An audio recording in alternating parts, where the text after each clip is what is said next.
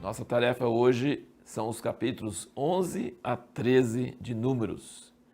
Lembrando ao nosso ouvinte ou assistente que você precisa ler esses capítulos antes de ouvir o áudio ou assistir o vídeo, porque você vai ter dúvidas, sugestões, pensamentos, considerações, e aí quando você assiste ou ouve depois, aí isso enriquece muito, entra na sua interatividade com a palavra de Deus.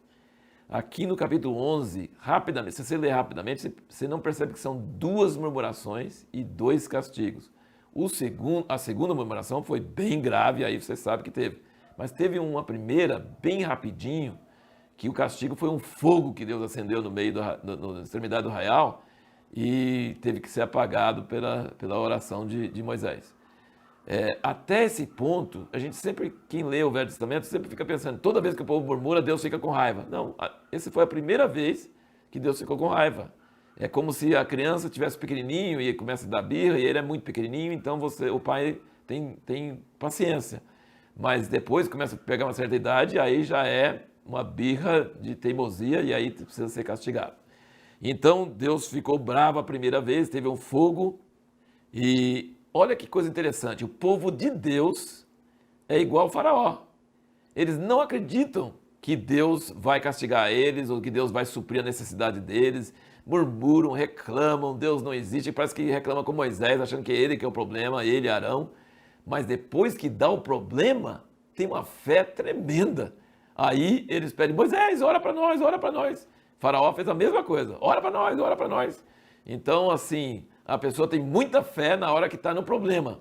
Mas para arrumar o problema, ela não tem fé nenhuma. Ela acha que Deus não existe, que não vai fazer nada. Então é uma coisa, uma característica da natureza humana. Aconteceu com o faraó e acontece com os filhos de Israel, a mesma coisa.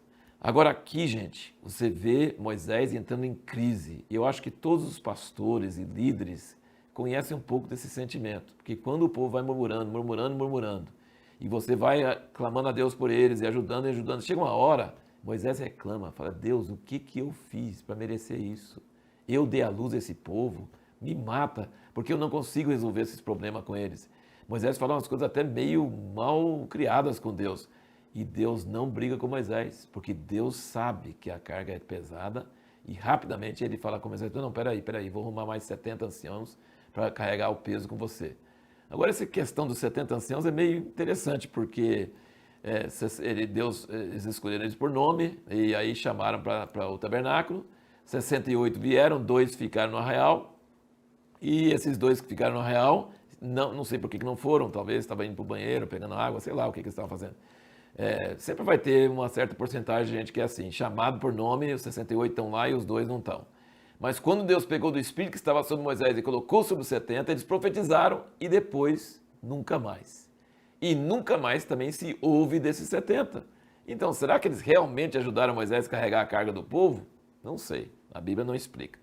A verdade é que naquela hora que Moisés estava no fim da sua força, no fim da sua capacidade, Deus não brigou com ele, mas rapidamente procurou aliviar seu peso e deu do seu espírito para esses homens e eles profetizaram. Depois nunca mais profetizaram. E os 2 que estavam no arraial profetizaram também. Estava no meio do número, não estava lá, profetizou também, porque estava na lista. E aí Josué, que é um ministério novo, falou, Moisés proíbe eles de fazer isso. E Moisés falou, você tem ciúme para mim? Eu gostaria que todos profetizassem. Essa é a atitude do verdadeiro líder. Ele não quer ser o único admirado, ele quer que Deus dê o seu espírito para todo mundo, e isso é uma atitude assim muito bonita, muito maravilhosa. Agora você vê que Deus teve paciência com Moisés, mas Moisés estava tão na carne, entre aspas, assim, ele estava tão assim ruim, que quando Deus fala que vai dar carne, fala para o povo que eu vou dar carne para eles. E ele falou assim, onde você vai arrumar carne para esse tanto de gente? É a mesma coisa que ele falou lá, não me manda outra pessoa porque eu sou ruim para falar. E Deus falou assim, quem fez a boca? E quem fez? E Deus fica bravo. E aqui Deus fica bravo com ele nessa hora, por causa da incredulidade. Ele falou assim, você vai ver se eu vou fazer ou não? Por que você está duvidando de mim? Então nessa hora a incredulidade, Moisés, Deus deu uma broncazinha meio forte nele. Mas olha o que Deus falou com o povo. E aí que vem a pergunta que nós mencionamos no vídeo anterior. Quando que às vezes não é bom que Deus atenda ao seu pedido. Você já viu, por exemplo, uma mãe brava com seus filhos e os filhos ficam atazanando, e ela fala uma coisa absurda? Deus fala com eles do mesmo jeito, ele fala assim, eu vou dar tanta carne para vocês que vai sair pelas narinas. Isso é uma força de expressão. Olha como é que Deus age quase como uma mãe brava com seus filhos. Eu vou dar, vocês estão querendo carne, né? Vocês estão querendo carne? Então eu vou dar tanta carne para vocês que vai sair pelas narinas.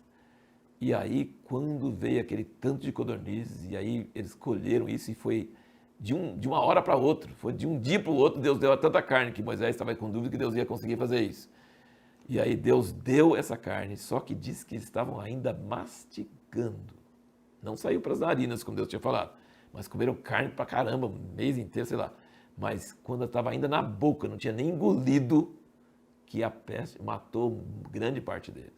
Então, às vezes, Deus dá coisas para nós que nós pedimos, mas coisa que não era bom para nós. Precisamos ter muita sabedoria e muito cuidado, porque se nós temos a atitude errada para com Deus, murmurando, duvidando dele, isso é uma coisa muito séria, muito grave.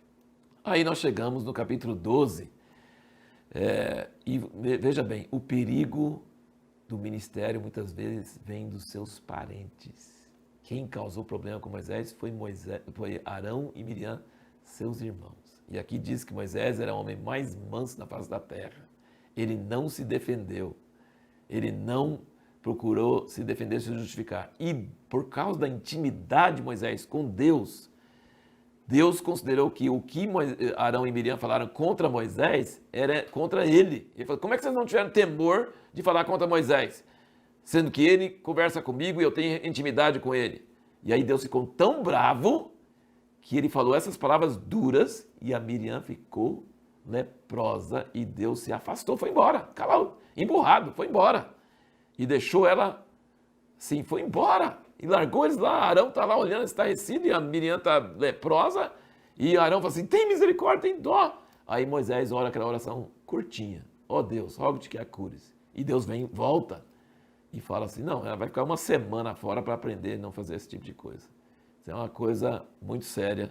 Sim, quando fala que Moisés era o homem mais manso, lembra de uma coisa. Pessoa mansa é a pessoa que não se defende e é uma pessoa que ora para seus adversários, seus oponentes, as pessoas que falam mal de você e criticam suas motivações.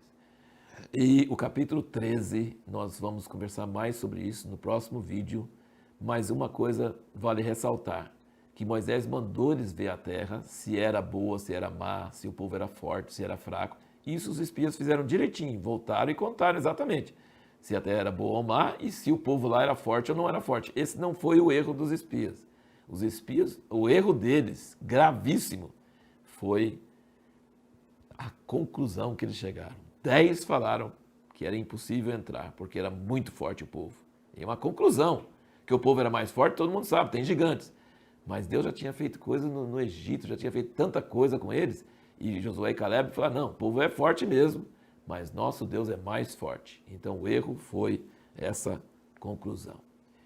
E a pergunta que nós vamos procurar responder no próximo vídeo é: existem situações onde o arrependimento não reverte o castigo?